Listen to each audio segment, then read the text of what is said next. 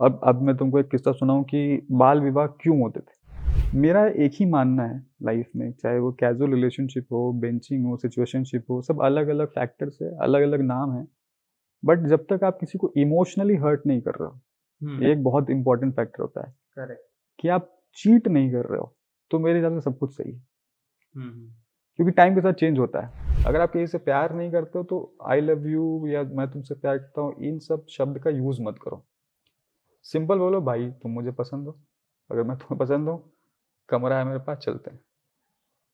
Clarity रखो, और emotions का बहाना बना के नहीं करना चाहिए कुछ। आज हम बात करेंगे रिलेशनशिप के बारे में। तो स्वागत करते हैं हमारे गेस्ट का, अमृत भाई का, जो हमें बताएंगे रिलेशनशिप के बारे में। तो स्वागत है आज के एपिसोड में। आज हम बात करेंगे रिलेशनशिप के बारे में। तो अमृत भाई, मुझे ये बताओ, रिलेशनशिप होता क्या है और क्या सच्चा प्यार सच में एग्जिस्ट करता है? सच्चा प्यार ना यार नितिन भाई, भगवान और भूत की तरह है। अच्छा। होता है ऐसा लोग कहते हैं, बट दिखता किसी को नहीं है। है होता है। ना? जैसे भूत के बारे में इतनी किंवदंतियां हैं कि भाई भूत है, भगवान है, लेकिन देखा किसी ने नहीं है। सच्चा प्यार भी वैसे ही है। और रिलेशनशिप की बात करें तो रिलेशनशिप तो कैसे भी हो सकते हैं। रिलेशन लाइक अपने मॉम डैड से भी रिलेशनशिप है, आपका एक रिलेशन है, जहाँ भी रिलेशन है वहाँ रिलेशनशिप है। बट बेसिकली आज हम जिस टॉपिक के लिए यहाँ पे बैठे हैं, वो तो हमारा गर्लफ्रेंड बॉयफ्रेंड या हस्बैंड डेफिनेटली वाइफ यस। का है। तो उसमें मेरा मानना है कि जब दो लोग जो किसी खून के रिश्ते से नहीं जुड़े हैं, जिनके साथ कोई मजबूरी नहीं है एक दूसरे के साथ रहने की, और फिर भी एक दूसरे के साथ रहना तय करते हैं, चाहे शॉर्ट पीरियड ऑफ टाइम हो या लॉन्गर पीरियड ऑफ टाइम हो, तो वो रिश्ता रिलेशनशिप कहलाता है, उस टर्म में अगर बात की जाए तो। ओके। तो मुझे एक चीज़ और बताओ, हम्म, क्या आपने कभी सच्चा प्यार अनुभव किया है? किया है दोस्त, किसने किया है। मतलब किस्मत की मैं बात है। नहीं, किस्मत पे तो मैं यकीन नहीं करता हूँ। हम्म। लेकिन सच्चा प्यार का किस्सा सुना तो बड़ा इंटरेस्टिंग किस्सा है कि ये 2005 की कहानी है। मैं 15 साल का था तभी, और तब मैं +2 में था। 12th हमारे यहाँ बिहार में आईएससी होता था उस टाइम पे, इंटरमीडिएट साइंस कहते हैं। ओके। 11th 12th कंबाइंड होते थे, और मैं मैथ्स से था, तो बहुत ऐसा टफ सिलेबस था। और मैं ना उसके 7-8 महीने पहले से, एग्ज़ाम हमारा फरवरी में होता है, मैंने सब कुछ छोड़ दिया था। लाइक क्रिकेट छोड़ दी, दोस्त छोड़ दिए, मैं पूरे तरीके से बिल्कुल स्टडीज़ में था कि मुझे, मेरा टारगेट था मुझे स्टेट टॉप करना। ओके। मेरा पूरा टारगेट ये था। और फरवरी में हमारे एग्ज़ाम्स थे, तो दिसंबर मुझे डेट भी याद है भाई आज तक। ये पूरा सच्चा हुआ है। सच्चा हुआ जब होता है ना, तो तारीख, वक़्त सब याद सब रहता याद है। रहता है। तो 16 दिसंबर 2005, तो मेरे घर वालों ने तय किया, पटना से पास में एक जगह है हज़ारीबाग, अगर जो लोग जानते होंगे तो बहुत अच्छा टूरिस्ट प्लेस है, हिल स्टेशन है। तो मेरा जो बड़ा भाई है उसका कोई एग्ज़ाम था, वहाँ पे पेपर था, और मेरी मम्मी के रिलेटिव रहते हैं वहाँ, मेरी मम्मी की मौसी रहती है, उनकी फैमिली। हम्म। तो लोगों ने तय किया सब लोग जाएँगे, और मैं पहले बहुत रिलक्टेंट था भाई। 2 दिन का ट्रिप है, मैंने कहा 2 दिन मेरी पढ़ाई बर्बाद होगी, ये वो, मैं नहीं जाऊँगा करके, फिर भी लोग ज़बरदस्ती लेके गए। तो 16 दिसंबर को रात हमने बस पकड़ी। 17 दिसंबर को मेरी उनसे उनसे उनसे। बोलता था, क्योंकि वो मेरे से 7 साल बड़ी थी। वो उसका भी किस्सा है क्यों उनसे बोलता था। तो जो पहली मुलाकात थी वो मेरी मम्मी की मौसी वहाँ रहती थी, ठीक है, तो मेरी नानी हुई हम्म। रिलेशन में, बट उन लोगों की एज बहुत सिमिलर थी, और उनकी बेटी थी, तो मेरी मौसी हुई, उनकी वो फ्रेंड थी। तो जो मेरी पहली मुलाकात थी, सुबह 7 बजे वो चाय लेके आई, ऐसे पड़ोसी थे ऐसा, और मैंने पैर छुए और बोला खुश रहो। अभी क्या होता है रिश्ते में, मतलब मौसी की फ्रेंड है तो मौसी लगेगी। एंड देन वहाँ से चीज़ें शुरू हुई। नॉर्मली हम लोगों ने थोड़ा बहुत घूमे साथ में, 3-4 हम लोग सेम एज ग्रुप के बच्चे थे, तो होता है अंताक्षरी खेलते उस टाइम पे होता था। हम्म। जो पुराने लोग हैं वो जानते होंगे कि भाई अंताक्षरी होती थी, लाइट कट जाती थी, ये सब बिल्कुल। चीज़ें चल रही है। फाइनल डे जिस दिन लौटना था, दिन में बैठे हम लोग, लाइट वाइट चली गई, कुछ नहीं था, ऐसे बैठे थे। तो मुझे बोरियत लग रही थी माहौल में, तो मैंने कहा कि यार आज ना कुछ अजीब सा लग रहा है। अब वो पता नहीं कौन से मूड में थे, हम दोनों ऐसे बैठे सामने से, स्ट्रेट सामने की तरफ देख रहे हैं, और मैंने कहा कि यार आज ना मतलब कुछ ठीक नहीं लग रहा। दोपहर का वक्त था। तो वो कहती है कि क्या करोगे, दिल तो पागल है। तो मैं ऐसे देखा, मैंने कहा यार इस बात का मतलब क्या, मन उस समय क्या मतलब है। मैं कहा जान दे यार, पागल वागल है क्या, 7 साल बड़ी है, मौसी की लगती है, दोस्त है, ऐसा कुछ नहीं करना। तो मैंने ध्यान नहीं दिया कि मैं ये तो करना ही नहीं है। बट जैसे जैसे वक्त बीतने लगा भाई, मतलब 4-5 बजे, 8 बजे की हमारी बस थी, पता नहीं अंदर साला क्या फील होने लगा यार, कुछ अजीब ही लग रहा है क्या छूट रहा है, कुछ तो मिसिंग है लाइफ में, कुछ तो जा रहा है यहाँ पे। और एक फिल्म थी कृष्णा कॉटेज, उसका एक गाना था सुना सुना लम्हा लम्हा। तो वो गाना मैंने लगा दिया भाई रिपीट मोड पे, सीडी प्लेयर पे, और रिमोट छुपा दिया। उस टाइम सीडी प्लेयर्स हुआ करते थे, मोबाइल फोन्स नहीं थे, बहुत पहले की बात। तो अब वो लगा दिया रिपीट मोड पे, छुपा दिया। वो गाना भी अगर तूने सुना होगा, बहुत इमोशनल गाना है भाई। वो गाना बज रहा है कंटिन्यू, बेपनाह प्यार है आजा, तेरा इंतजार है आजा। और वो बंदी रोई जा रही है। अब वो रो रही है तो बाकी लोगों को क्या लग रहा है, मेरी एक दीदी भी है मेरे से 4 साल बड़ी है, तो उनको लगा कि इन लोगों की आपस में दोस्ती की रो रही है। अब मैं साला लड़का होकर रो भी नहीं सकता सबके सामने, हाँ ऑकवर्ड लगता है कि यार ये बंदा क्यों रो रहा है। मैं बाथरूम में जाके रो रहा हूँ और मैं सोच रहा हूँ कि मुझे रोना आ क्यों रहा है, मुझे समझ ही नहीं आ रहा कि क्या हो रहा है। हम लोग गए, गेट तक छोड़ने गए, वो हुआ। फिर उसके बाद जब मैं घर लौटा, तो तू सच्चा प्यार जो बता रहा है उसका एक्सपीरियंस बताता हूँ। उसके बाद जो मुझे महसूस हुआ कि हमारी बस की जर्नी थी हजारीबाग टू पटना, 7-8 घंटे की जर्नी है। तो मैं ऐसा सो गया, अपनी दीदी के साथ ही बैठा था मैं, ऐसे ठंड लग रही थी, शॉल शॉल वॉल लपेट के मैं सो गया। सुबह लोग उठे, मैं सोया नहीं था, मैं एक्चुअली देख रहा था, सब सोच रहा था जो 2-3 दिन में जो चीज़ें हुई गुजरी हैं उसके बारे में। जब हम लोग उतरे सुबह तो लोगों ने बताया, कह रहे वो पुलिस वुलिस आई थी, बहुत बॉर्डर पे चेकिंग चल रही थी, तुमको कुछ पता है? बोला नहीं, कब आई पुलिस? कह रहे तुम तो सो रहे थे। कहा मैं तो जाग रहा था। उसके बाद ऐसा हो गया कि मैं पेज पढ़ रहा हूँ, आगे घर पे एग्जाम की तैयारी करनी है, पेज नंबर 120 पे हूँ। 12 बजे मैंने पढ़ना शुरू किया, मम्मी आती कहती खाना नहीं खाना? मैं कहा खाना अभी 12 बजे कौन खाता? बोलती 3 बज रहे। मैं कहा 3 बज रहे? पेज नंबर 120 पे ही हूँ भाई, मेरे को पता ही नहीं है, मैं टीवी देख रहा हूँ। तो माँ आती, बोलती क्या कर रहे हो? मैं कहा टीवी देख रहा हूँ। तो लाइट को कटे हुए घंटों का तुम टीवी देख रहा है? मैं ध्यान दे रहा है सच में टीवी नहीं चली, लाइट कट गई भाई, ये क्या हो रहा है? तो उस टाइम पे एसटीडी बूथ होती थी, एसटीडी बूथ से जाके कॉल करता था, उसके मकान मालिक का कॉल करता था, उनके पास भी फ़ोन नंबर नहीं था, वो आती थी फिर बात करती। मैं कहा मैं फेल करने वाला हूँ, फिर कसम वसम दी, ऐसे बहुत किस्से में। तो रियल लव क्या होता है, वो महसूस किया कि सच में कुछ तो अलग सा होता है, फीलिंग कि आपको होश नहीं होता, जो फिल्मों में दिखाते, लिटरली वो चीज़ मैंने तो फील करी लाइफ में। और उसमें ना कुछ भी ऐसा पाने वाने की चाहत नहीं थी, मतलब आज तक मैंने उनको अच्छे से ऐसे गले भी नहीं लगाया। हम लोग उसके बाद 3-4 बार और मिले, उनकी शादी में गया हूँ मैं। और वो अभी नाम बताया था मैं, बरखा वेट्स मधुकर का बोर्ड लगाया मैंने शादी में जाके, सोच। तो जब वो भी किस्सा है, जब वो दुल्हन बन के बैठी थी तो बहुत अच्छी लग रही थी। अब मैं बैठा हूँ वहाँ पे, क्योंकि रिलेटिव्स तो जान पहचान थी तो था। करेक्ट। तो अब वो मेरी तरफ, सब लोग बैठे हैं, हम लोग इशारों में बात कर लेते थे, तो वो मेरी तरफ देख रही है। और ऐसा ना कि वी आर कम्युनिकेटिंग, हम बात कर रहे हैं, वो मेरे से पूछ रही है कैसे लग रही हूँ। मैं कहा बहुत अच्छी लग रही हूँ।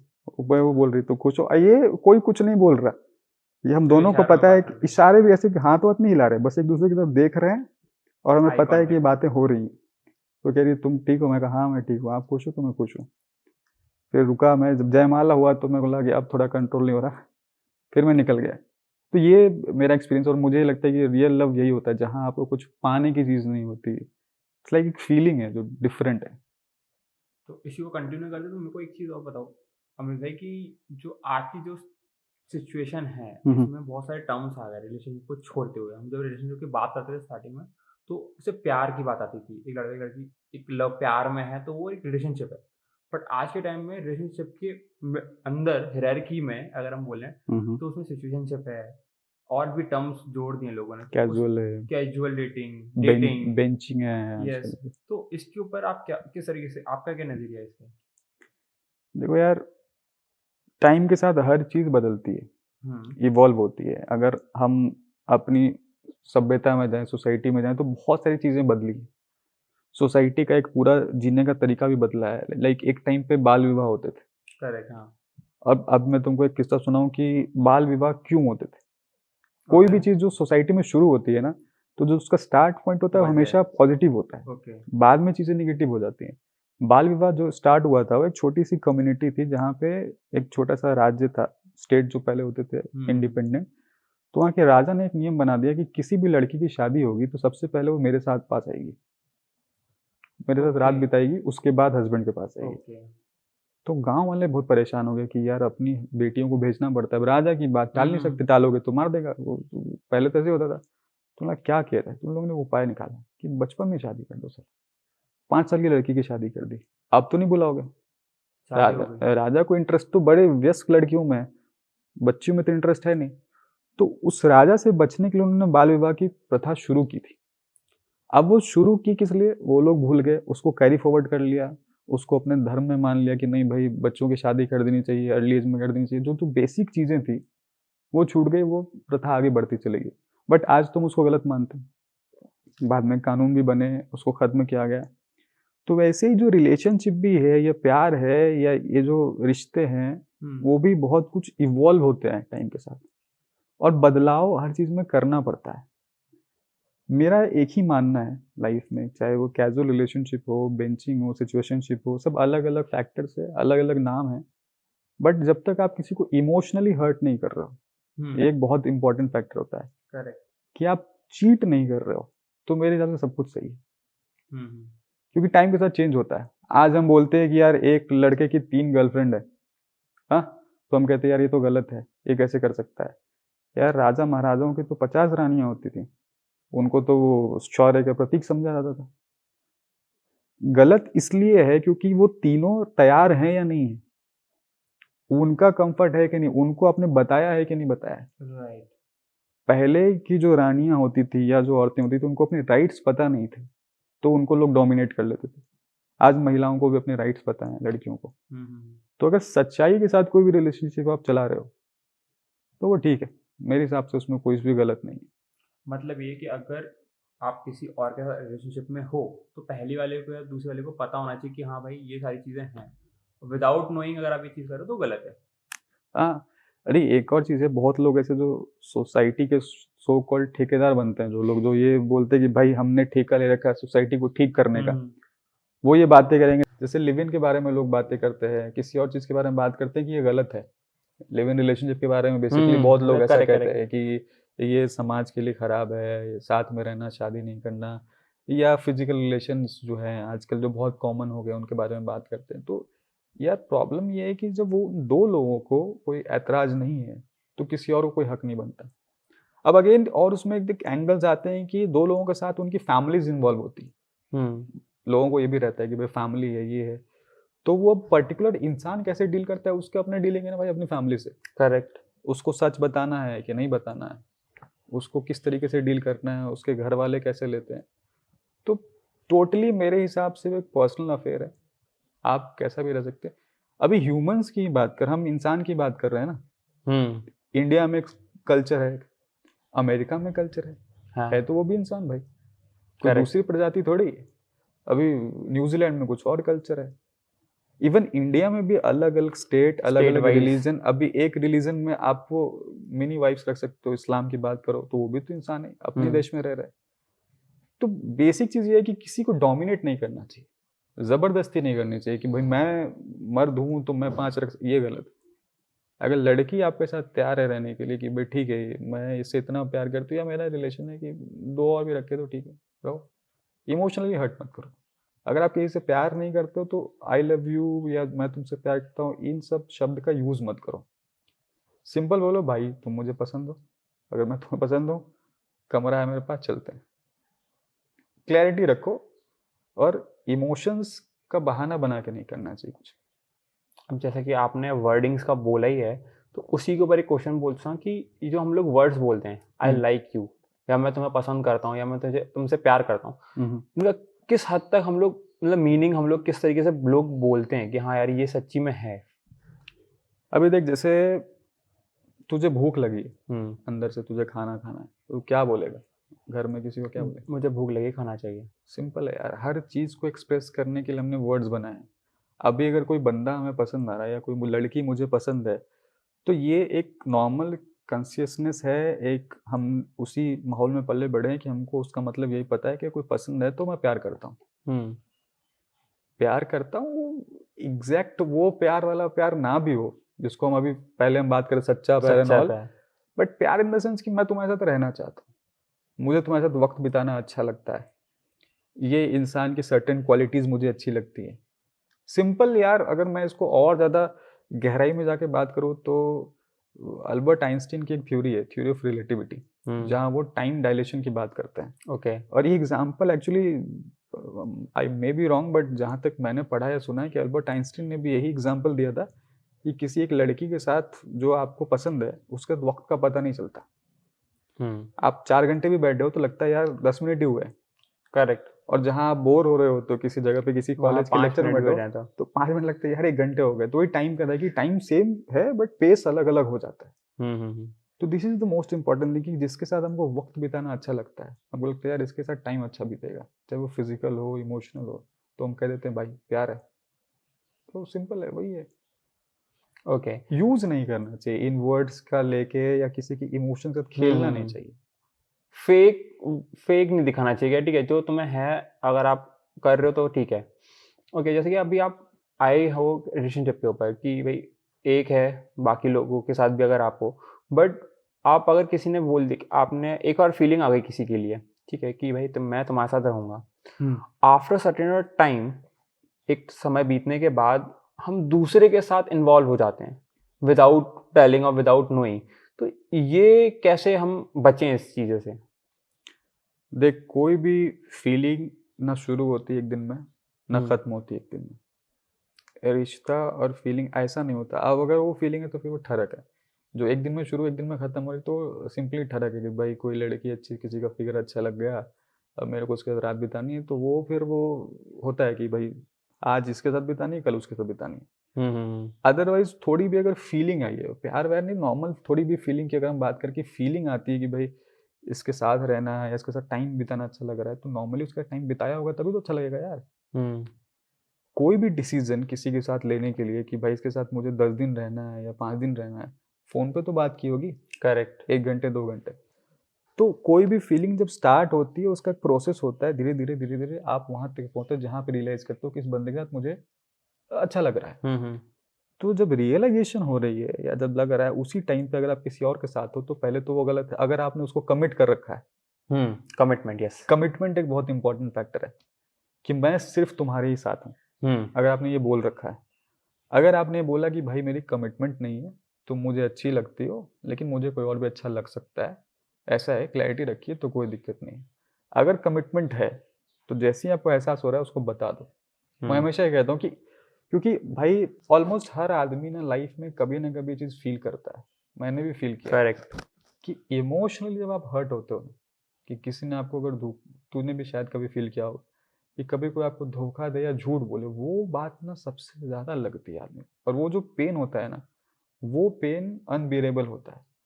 और इसमें एक चीज़ ये भी ना, सामने वाला झूठ बोल रहा है और वो चीज़ आपको पता भी है, तो और ज़्यादा प्रॉब्लम होती हाँ, है। ये तो इसके भी बहुत किस्से हैं मेरे साथ। अब एक सवाल और है कि जैसे कि आपने बोला कमिटमेंट, हम्म, राइट, मैंने अगर कमिटमेंट दे दी है तो बताना ज़रूरी है, बट अगर कमिटमेंट नहीं दी है फिर भी ये फेज़ आ रहा है, तो सामने वाला को किस तरीके से रिएक्शन करना चाहिए कि अभी मेरे को किसी ने बताया जैसे कि मैं किसी से रिलेशनशिप में हूँ और सामने वाला इंसान मुझे बता रहा है क्या मेरे को उसके लिए फीलिंग आ रही है, तो मुझे किस तरीके से रिएक्शन करना चाहिए? देखो, अगर आपकी, मान लो सपोज इसको एग्जांपल लेके समझते हैं कि मैं किसी लड़की के साथ रिलेशनशिप में हूँ और मैं लड़की से प्यार करता हूँ, लड़की मुझसे प्यार नहीं करती फिर भी मेरे साथ है, ठीक है, और अब उसको कोई और पसंद आ रहा है, राइट। तो उसने मेरे को क्लियरली बोला कि भाई कमिटमेंट तो थी नहीं, मैं जब तक अच्छा लग रहा था थी, अब मुझे कोई और अच्छा लग रहा है तो मैं जा रही हूँ, तो मुझे क्या रिएक्ट करना चाहिए, तेरा सवाल है ना। राइट। तो उसमें देख, दो तरह की बात है। पहला तो ये कि आप कोशिश करो उसकी पसंद बनने की। देखो, हम क्या गलती करते हैं ना कि हम समझते हैं कि हमने किसी को प्यार किया तो हमने एहसान किया। ये उल्टा चलता है। अगर मैं तुझसे प्यार करता हूँ तो इसका मतलब तेरे अंदर सर्टेन क्वालिटीज होगी तब प्यार करता हूँ ना यार। करेक्ट। अगर मैं किसी से भी तो प्यार नहीं कर रहा। बिल्कुल नहीं। मैं जिंदगी में 1000 लोगों से मिल रहा हूँ और मुझे पर्टिकुलर एक लड़की अच्छी लग रही है, इसका मतलब कि उसकी क्वालिटीज है जो मुझे अच्छी लग रही है। तो अगर मुझे चाहिए कि मैं भी उसको अच्छा लगूं, तो मुझे उसकी पसंद बनना पड़ेगा ना यार, वो क्वालिटीज लानी पड़ेगी ना। करेक्ट। अगर उसको कोई और अच्छा लग रहा है, इसका मतलब डेफिनेटली उस बंदे में कुछ बात होगी। तो या तो आप उससे कम्पीट करो on a healthy note, yes, yes, competition, yes. उसको गोली वोली नहीं मारनी भाई, वो नहीं करना है। कि या तो आप देखो भाई उसके पास क्या टैलेंट है या क्या कर रहा है, क्या फीलिंग्स है जो अच्छी लग रही है, आप अगर वो कर सकते हो तो वो करो, और अगर नहीं कर सकते तो भाई उसको सिंपली जाने दो, क्योंकि उसकी कोई गलती नहीं है अगर वो आपको बता रहा है कोई भी रिश्ते में पहले तो। ओके, तो हमें एक चीज़ और बताओ हम्म, कि जैसा अभी आपने बोला कि सच्चा प्यार हम्म। की एक डेफिनेशन, तो प्यार लोग हमेशा ये बोलते हैं प्यार अंधा होता है, और अगर प्यार की कोई डेफिनेशन अगर आपको देनी हो तो क्या डेफिनेशन होगी? प्यार अंधा होता है? तुझसे किसी ने प्यार किया है गलती से किया है। तो अंधा होता है दोस्त। फिर तो अंधा होता है। प्यार, देखो ये अंधा होता है जो डेफिनेशन कैसे आई है, क्योंकि डेफिनेशन ऐसी है ना कि नॉर्मली क्या होता है, जैसे कि एग्जाम्पल, हम सब्जी लेने जाते हैं। हम्म, मान ले तू आलू खरीदने गया है, तू आलू कैसे खरीदता है? देख देख के, के, परख के, बाकी सारे मार्केट में रेट्स का पता करके, कंपेयर करके। बार्गेनिंग करके, क्योंकि तुम अपने लिए बेस्ट आलू लाना चाहते हो।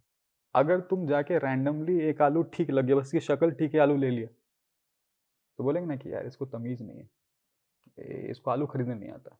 हम्म, प्यार में हम वो नहीं करते कि देख के परख के कर रहे हैं, एक फीलिंग आ गई, जहाँ फीलिंग कनेक्ट हुई। बस कर लिया, तो इसलिए बोलते हैं अंधा है। क्योंकि जो सोसाइटी के, हमारी जिंदगी जीने के बाकी जो नॉर्म्स हैं उसको फॉलो नहीं करते। हम नफा नुकसान नहीं देखते कि हम्म, भाई इससे फायदा कितना है, इससे नुकसान कितना है। वो टोटली एक इमोशनल चीज हो जाती है कि इमोशनल कनेक्ट है हमारा, तो ओके है। हम फिजिकल अपीयरेंस भी नहीं देखते। बहुत लोग होता है ना, जैसे मान ले किसी को किसी के टैलेंट की वजह से प्यार हो गया, कि कोई बंदा लिखता बहुत अच्छा है। अब ऐसी सी तेरे को जोड़ी मिलेगी पुणे के सड़क पे, पुणे में बहुत प्यार है, पता है तुझे?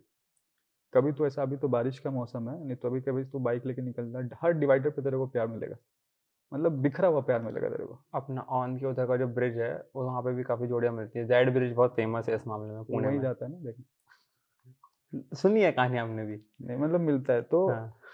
अभी क्या, किस सड़क पे हर जगह प्यार बिखरा पड़ा है। अब उसमें तू उन लोगों को पर्टिकुलर देखना, अतरंगी अतरंगी जोड़ी है, तेरे ऐसा बंदा है और खूबसूरत खूबसूरत लड़कियों के साथ घूम रहा है। अब डेफिनेटली उस लड़की ने क्या देखा? अगर पैसा वैसा देख के वो गोल्ड डिगर टाइप लड़की है तो चलो डिफरेंट एस्पेक्ट है। बट कई बार होता है कि बंदे में मान लो कोई टैलेंट है, कोई गिटार बजाता है, कोई करेक्ट। गाना अच्छा गाता है। फिर एग्जाम्पल अरिजीत सिंह से कितनी लड़कियां प्यार करती होंगी, कि अरे अगर अरिजीत लाखों। सिंह मिल जाए, मतलब काउंट करोड़ों नहीं है में। अभी अपने पास, काउंट नहीं लगा बट सकते। अगर उसको फेशियल रूप से देखा जाए, ऐसे देखा जाए, तो बहुत कोई स्मार्ट बंदा तो नहीं है। हम्म। उसका एक टैलेंट है जो बहुत आउटस्टैंडिंग है। तो वो करेक्ट। हो गया ना कि अगर हम पर्टिकुलर नफा नुकसान देखने जाए कि नहीं नहीं यार इससे क्या नफा है, इससे क्या नुकसान है, तो वो नॉर्मल डिसीजन होते हैं। प्यार में वो डिसीजन नहीं होते, इसीलिए हम कहते हैं कि प्यार अंधा होता है। और जो डेफिनेशन यूनिवर्सल डेफिनेशन, ये तो है, मेरे अगर इस आंसर में तेरे डेफिनेशन भी आ ही गए, कि जब बिना नफा नुकसान के देखे कोई बंदे से कनेक्ट हो जाओ इमोशनली, वही प्यार है तो यार। प्यार, वो प्यार है। सिंपल यार, जिसके साथ आपको घड़ी नहीं देखनी पड़े, वक्त का पता नहीं चला, सडनली अरे 2 घंटे हो गए क्या, वो प्यार है। ओके। अच्छा वक्त बीतना चाहिए। सही बात है। मेन वही है, तभी तो हम उसके साथ वक्त बिताना चाहते हैं। ओके। जैसे अभी हम बात कर रहे थे फिजिकल रिलेशनशिप हम्म। कि हम अट्रैक्शन हो रहे हैं दूसरे से, एक के साथ हम हैं, बट उसके बावजूद भी दूसरे के साथ अट्रैक्शन हो रहा है, दूसरे के लिए फीलिंग हमें जग रही है। तो क्या प्यार में एक सेक्स ज़रूरी है? बिल्कुल अगर जरूरी किसी है के साथ हम दोस्त। रिलेशनशिप में है तो? ज़रूरी है दोस्त, रिलेशनशिप में तो बहुत ज़्यादा ज़रूरी है, क्योंकि देख, हम कहते हैं कि दो रूहों का मिलना होता है, या प्यार में बोलते हैं कि दो जिस्म एक जान हो दो जाती है। जिसमें एक जान। मेरा एक बहुत पुराना थॉट भी था कि प्यार जो है वो जोड़ का नहीं, गुने का समीकरण है। ओके। इसलिए इसमें एक और एक होता है, एक और एक दो नहीं होता। ये राइट। मल्टीप्लिकेशन है, एडिशन नहीं है। तो अभी रूह से रूह का मिलना बोलते हैं, मिलना बोलते हैं, अगर मैं इसको एकदम सिंपल वे में बोलूँ तो कैसे मिलेगी रूह से रूह? अभी नेचर, मैं हमेशा बिलीव करता हूँ कि जो सबसे स्ट्रॉन्गेस्ट चीज़ है, जो एब्सोल्यूट राइट चीज़ है, जिसमें कोई फ्लॉ नहीं होता, वो है नेचर, प्रकृति। करेक्ट। प्रकृति। प्रकृति में कोई फ्लॉ नहीं होता, उसमें कोई कमी नहीं निकाल सकते, वो परफेक्ट चीज़ है। उसको देख के हम हर चीज़ सीखते हैं कि हम्म। ये कैसे करना है, वो कैसे करना है। तो अगर को प्रकृति ने सेक्स बनाया है, हम्म। एक फिजिकल रिलेशन बनाया है, इसका मतलब उसका मतलब है। नहीं तो वो डायरेक्ट बना देती कि भाई जरूरत क्या था, बच्चे वैसे ही पैदा होते हैं। कैसे वो फूल पे फूल कैसे होता है, भंवरा लेके जाता है उधर छिड़क देता है, हम्म। वैसे ही होता है, इधर से निकाल के इधर छिड़क देते हो जाता है। इतना लंबा चौड़ा प्रोसेस क्यों बनाया भाई? आपको राइट। कपड़े उतारने पड़ते हैं, नंगा होना पड़ता है, इंसर्ट करना पड़ता है, इतना सारा प्रोसेस क्यों बनाया?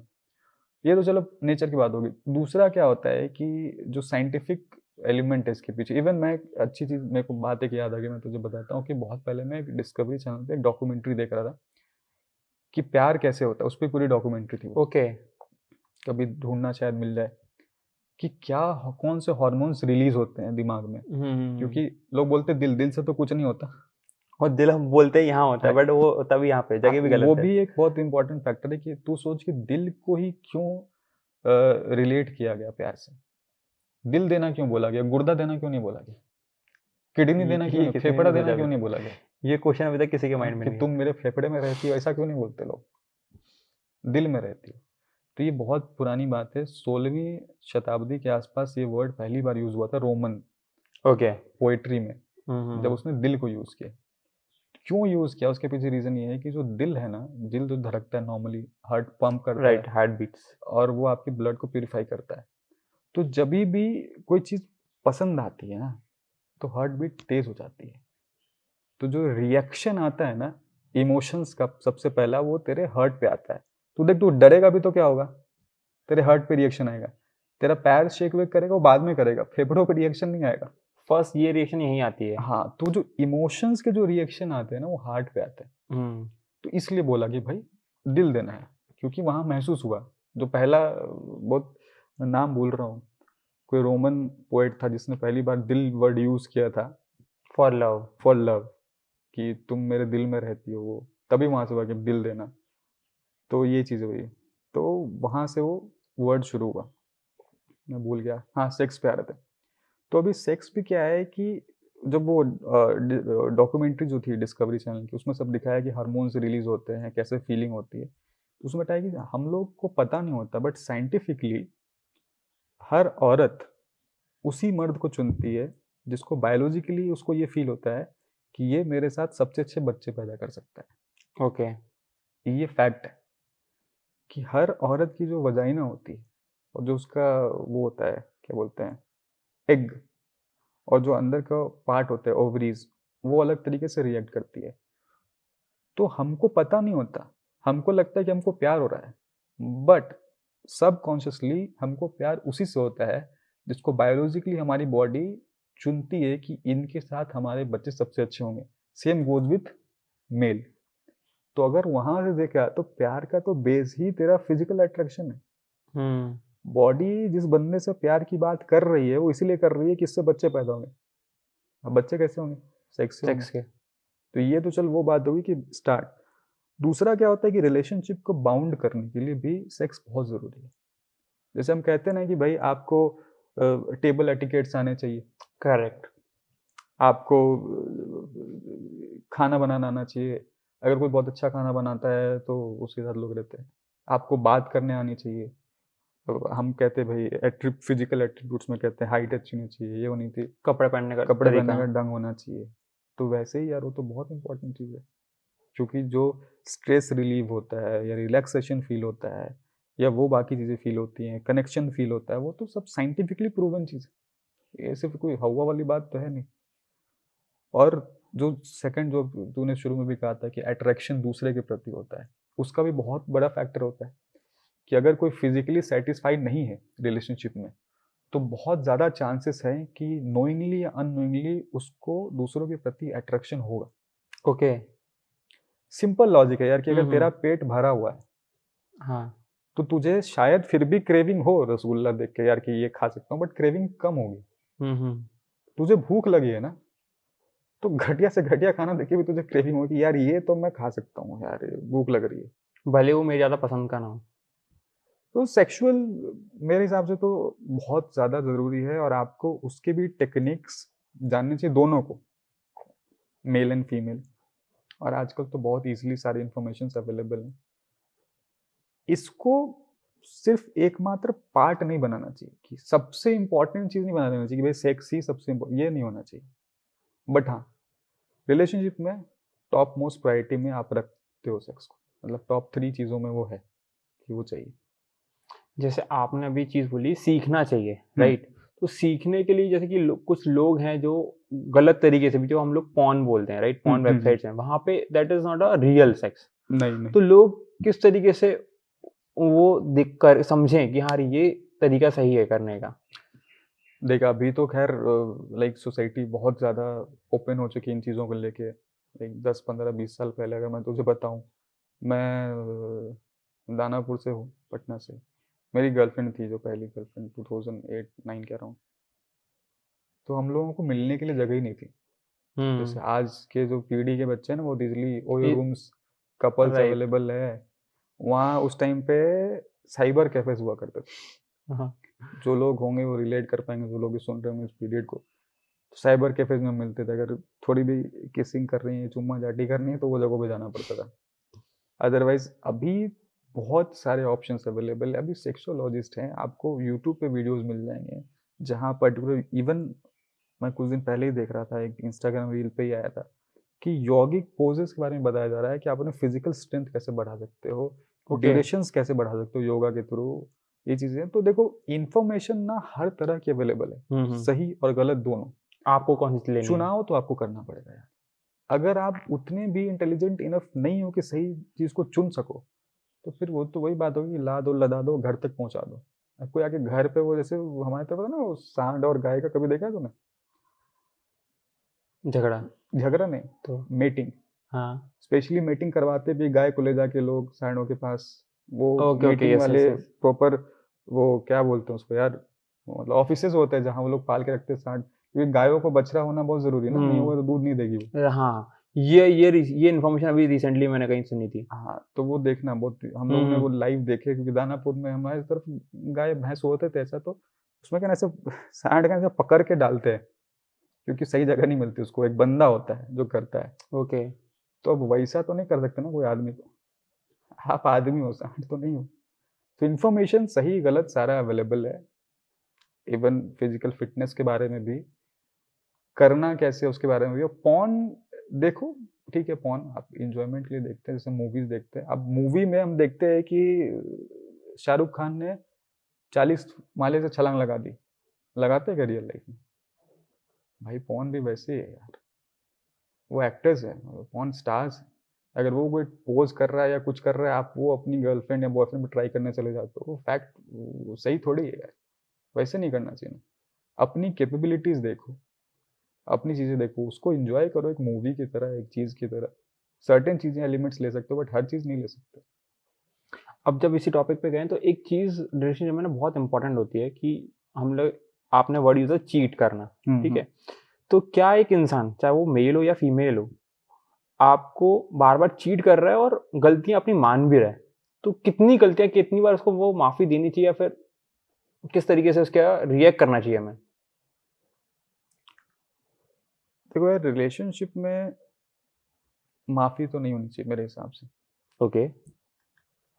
और किसी से कोई ग्रज भी नहीं होना चाहिए मेरे हिसाब से। मतलब छोड़ दो उसको, माफ करके, माफ कर दो, लेकिन साथ में मत रहो। अगर कल को मेरी गर्लफ्रेंड, मुझे पता चलता है किसी और के साथ सो रही है, ठीक है, और मैंने उसको पकड़ लिया, अब वो मुझसे कहती है गलती हो गया। भाई केले का छिलका था, फिसल गई, गलती, ये गलती थोड़ी होती है यार। इसको पूरा तुम्हारी चॉइस पूरा, है। भाई तूने पहले बात की होगी, तुम लोग फिर कमरे में गए होगे, फिर एक एक करके कपड़े खुले होंगे। गलती कैसे होती है यार? इतना पूरा टाइम प्रोसेस है। गलती होती है कि क्रिकेट खेल रहे, गलत शॉट लग गया। गलती होती है गलत मोड़ ले लिया। गलती होती है गलती से ब्रेक नहीं मारा। गलती होती है रैश ड्राइविंग हो गई। गलती होती है कि टाइप करते समय अबे की जगह अरे टाइप कर दिया।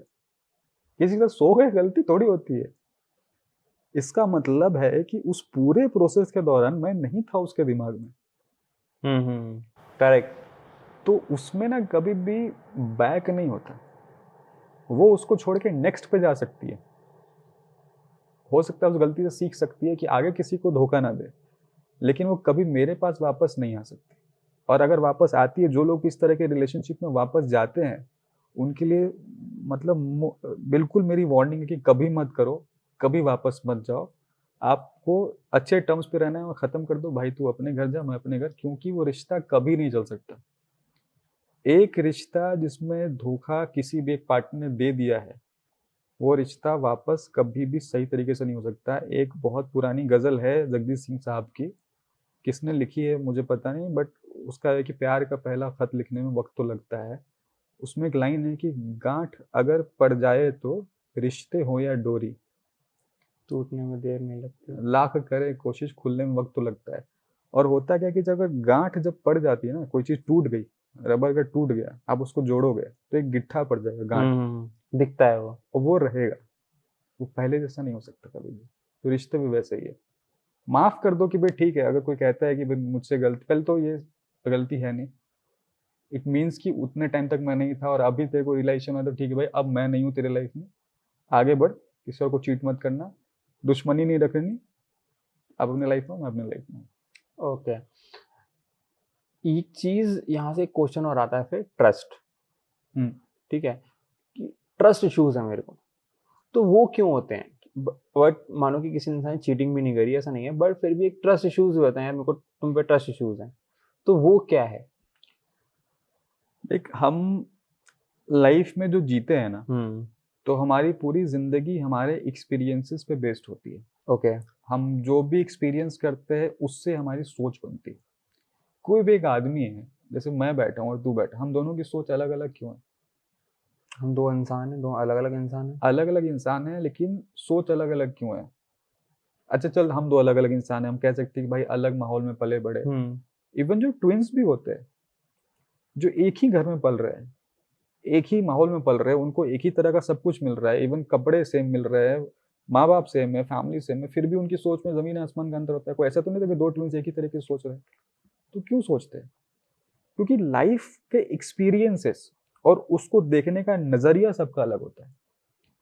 तो वो जो एक्सपीरियंसेस होते हैं वो उनकी जिंदगी शेप करते हैं।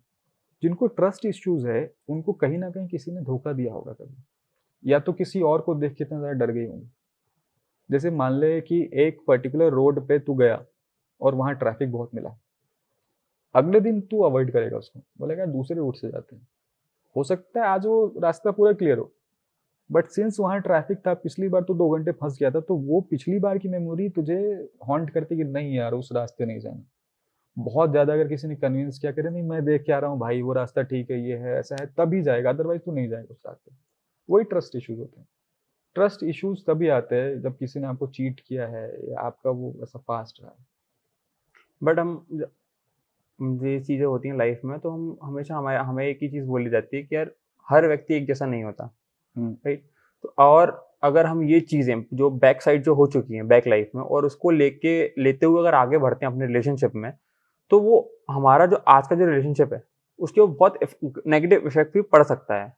तो उसको कैसे बचाएं फिर? वो अगर लेना भी है, प्रॉब्लम्स भी लेके आनी है, वो ट्रस्ट इश्यूज भी हो रहे हैं उसकी वजह से, तो फिर इससे कैसे बचें? हो सकता है ये रिलेशनशिप अच्छा भी हो हमारे लिए। मुझे एक बहुत अच्छी बात याद आ गई। मैं इतने जितने भी लोगों से मिला हूँ आज तक, मैं बहुत लोगों से मिलता हूँ और मोस्टली मेरे साथ बहुत मतलब ओपन रहते हैं। मैं ऐसा बंदा हूँ कि वो अपनी लाइफ शेयर करते हैं, तो वैसा आज तक किसी ने नहीं बोला ना कि मैंने धोखा दिया है। मैं जितने भी लड़कों से लड़कियों सबसे मिलता हूँ, बोलते हैं भाई मेरे को धोखा मिला है। मैं भाई जो धोखा दे रहे हैं वो कहाँ से आ रहे हैं? मंगल ग्रह से आ रहे हैं क्या? सबको धोखा मिल रहा वो है। दुनिया में है ही नहीं क्या? हम कभी भी ना अपनी गलतियां यार अपने आप को नहीं देखते। वो भी पहली जरूरी चीज है कि वो खुद भी देखो। अगर कुछ गलत हुआ है तो आपने भी कुछ गलत किया है क्या, वो देखो पहले। और दूसरा क्या है कि टाइम लगता है यार। हम कहना बहुत इजी है कि सब इंसान एक जैसे नहीं होते, हो सकता है एक जैसे नहीं हो। पिछले बंदे ने किसी लड़की के साथ चीट किया, हो सकता है एक बंदा लड़के के साथ चीट कर ले। तरीका बदल सकता है ना, एक जैसे नहीं, मतलब उसने अलग तरीके से किया, इसने अलग तरीके से किया। जैसे मेरी लाइफ की जो स्टोरी है, तुझे शायद थोड़ा बहुत पता भी होगी कि मेरी शादी अभी तक नहीं हुई है, बट मुझे लाइफ में बहुत प्रपोजल्स मिले। और मेरे साथ हमेशा ऐसा होता है कि जो भी लड़की आती है वो मेरे लिए प्यार में से पागल होती है, नहीं भाई मैं तुमसे प्यार करती हूँ ये वो, और मैं कमिटमेंट नहीं देता। द मोमेंट मैं कमिटमेंट देता हूँ लाइफ बदल जाती है। और हर बार साला अलग अलग किस्से हुए हैं। कभी किसी का एक्स वापस आ गया, उसने सुसाइड अटेम्प्ट कर ली, तो बोला यार वो मरते नहीं जाना पड़ेगा। कभी कुछ और ही किस्सा हो गया, कभी फैमिली में कुछ पंगा, कभी कोई मर गया, कभी कुछ हो गया। अभी तक लड़की नहीं मरी है कोई, वो बाकी है। तो ये अब मैं अपनी ही लाइफ में देखूं तो 6-7 किस्से और 6-7 बार सब बार अलग अलग कुछ हुआ है, तो मैं वो प्रिडिक्ट ही नहीं कर सकता। अब मैं पिछले एक बार जो इंसिडेंट होता है उससे मैं सावधान हो जाता हूँ कि यार सेम तेरा एक्स है, वापस नहीं आने वाला। वो पहले पूछ लेता हूँ कि ये चीज तो नहीं होगी, नहीं नहीं, भी कुछ और हो जाता है।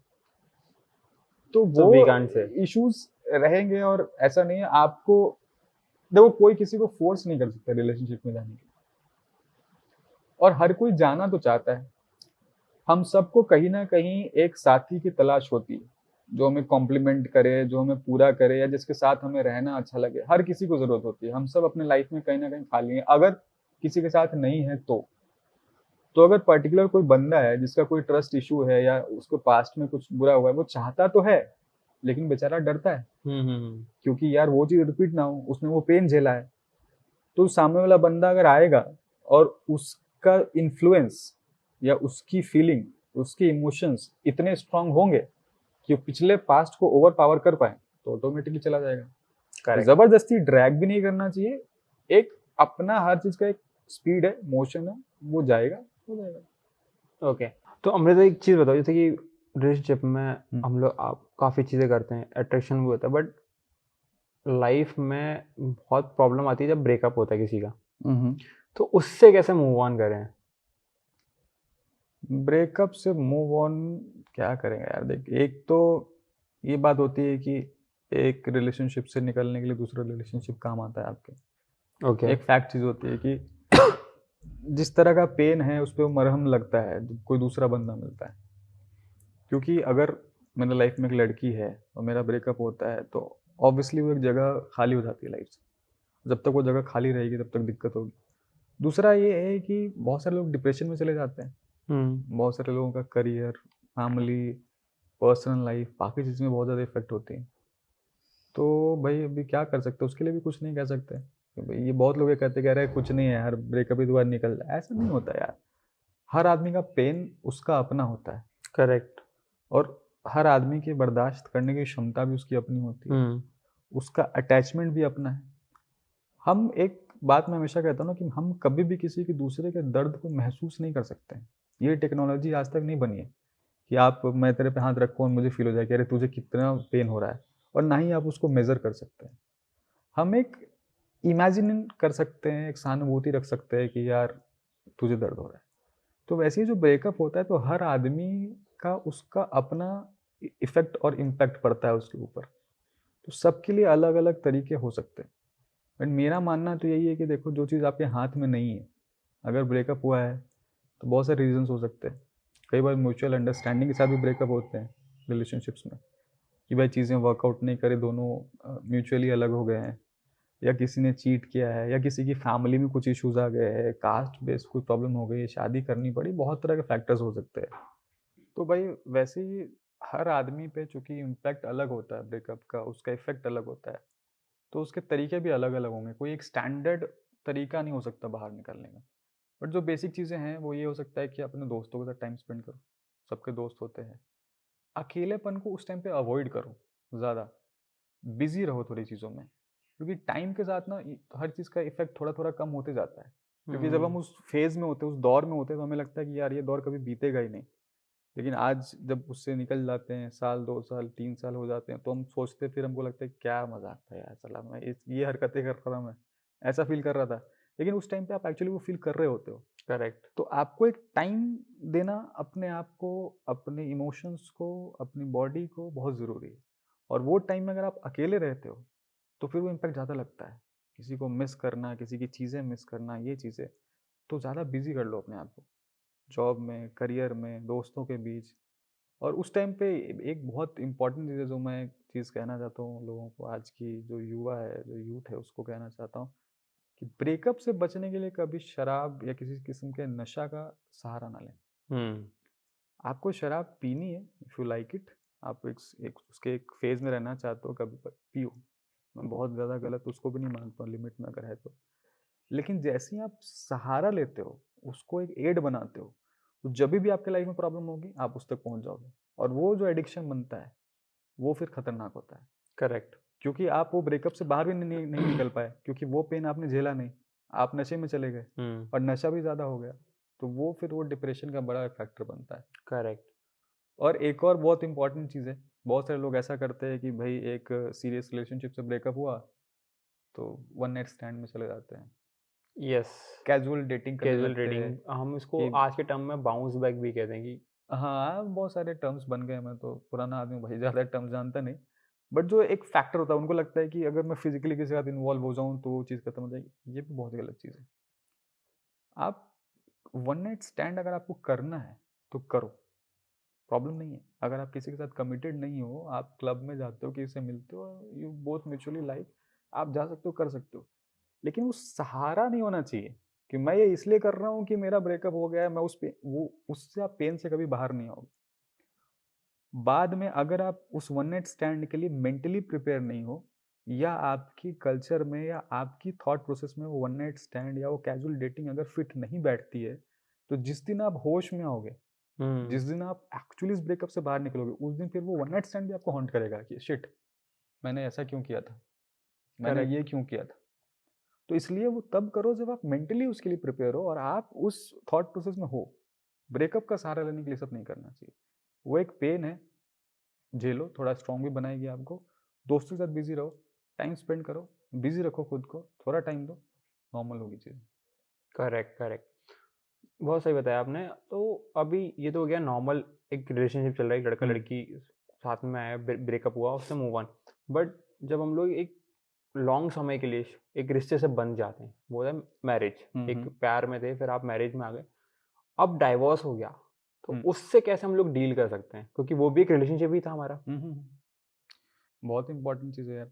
अभी देख, डिवोर्स भी दो तरह की होती है। एक तो म्यूचुअल होता है, और राइट। एक जहाँ पे होता है कि किसी एक पार्टी को डिवोर्स लेना है और दूसरी पार्टी नहीं लेना चाहती, नहीं लेना चाहती चाहती। For certain reasons.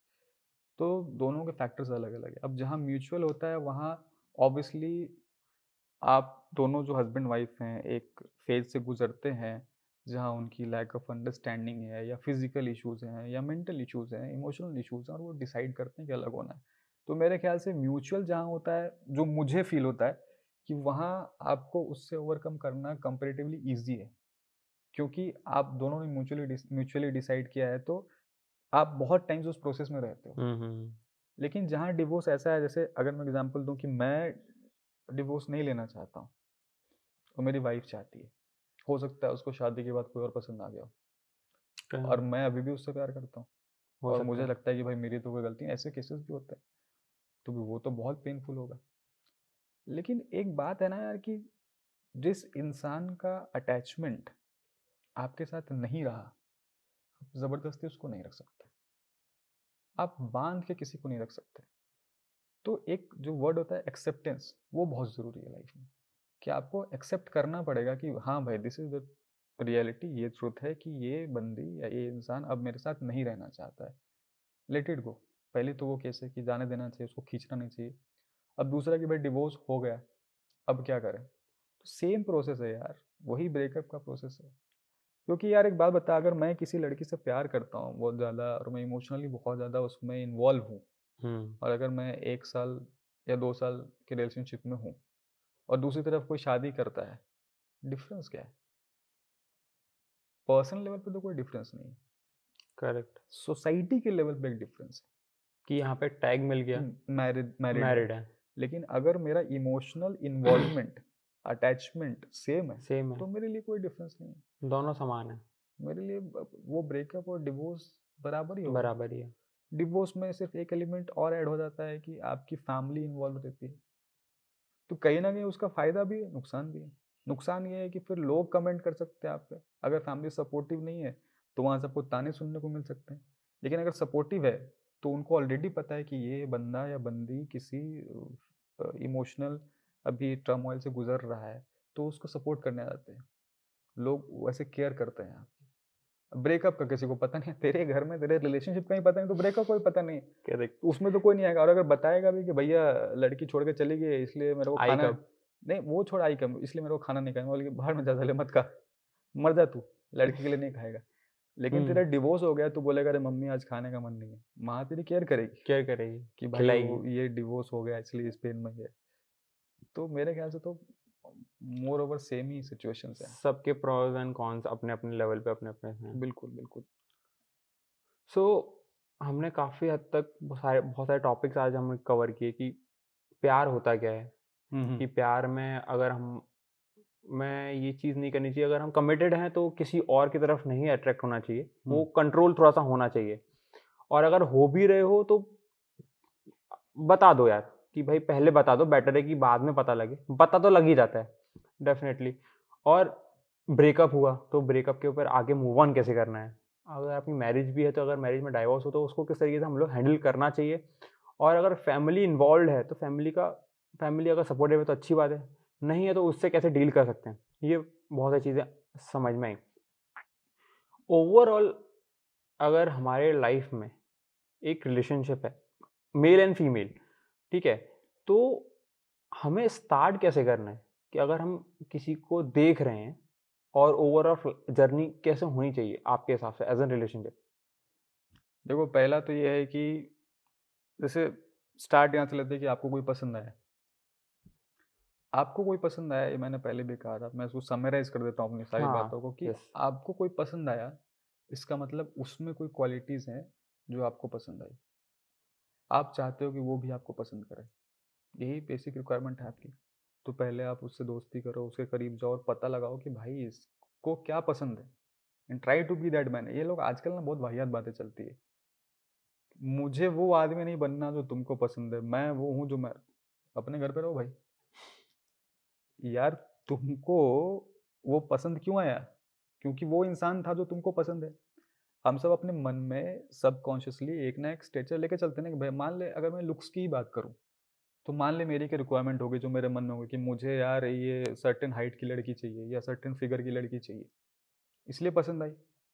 अगर वो उस फिगर या हाइट की नहीं होती तो नहीं पसंद आती। करेक्ट है, बिल्कुल अब सही। अगर लड़की की भी रिक्वायरमेंट है कि बंदे की फिजिक ऐसी होनी चाहिए और मैं वो ना बनाऊँ, मैं बोलूँ नहीं भाई मैं तो जिम नहीं, मैं एक्सरसाइज नहीं करूँगा, मैं ऐसा ही हूँ, तो वो मुझे क्यों पसंद करेगी भाई?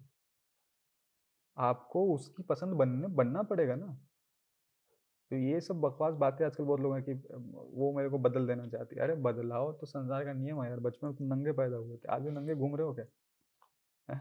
नहीं, हेयर स्टाइल बदलते हो तुम, अपने अपने दाढ़ी का लुक बदलते हो, कपड़े बदलते हो, क्या नहीं बदलते? बदलना तो चाहिए। बदलाव आपको जज करना पड़ेगा, देखना पड़ेगा, समझना पड़ेगा कि पॉजिटिव है या नेगेटिव है। हुँ। अब किसी को पसंद है गैंगस्टर, तो गैंगस्टर मत बन जाओ भाई। फिर वहां से निकल लो। तो समराइज बात यही है कि पहले आपको कोई पसंद आया, आप उसको अप्रोच कीजिए, एक हेल्दी वे में जाइए, बात कीजिए, दोस्ती कीजिए, एंड देन फाइंड आउट कीजिए कि उसकी पसंद क्या है। वो पसंद बनने की कोशिश कीजिए।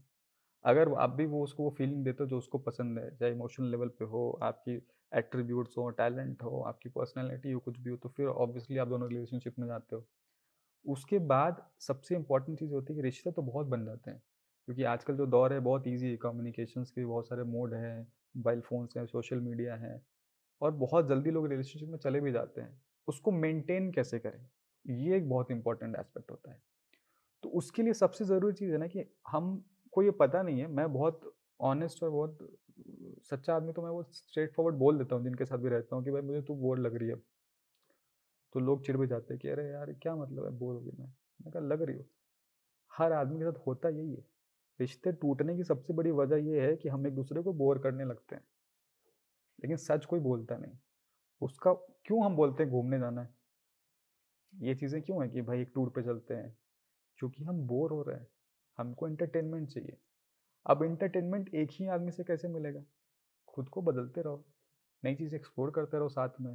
जैसे सेक्स की बात हमने शुरू में करी, सेक्सुअल पोजीशंस आप एक्सप्लोर करो, बहुत ज़रूरी है।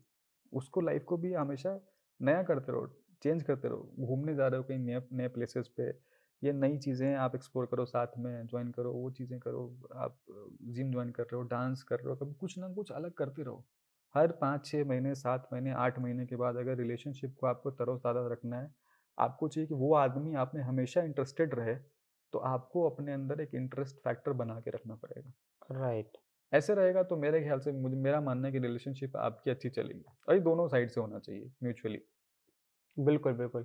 मेन वही है कि अगर गिव एंड टेक अगर रिलेशनशिप में नहीं है, तो वो रिलेशनशिप ही नहीं है।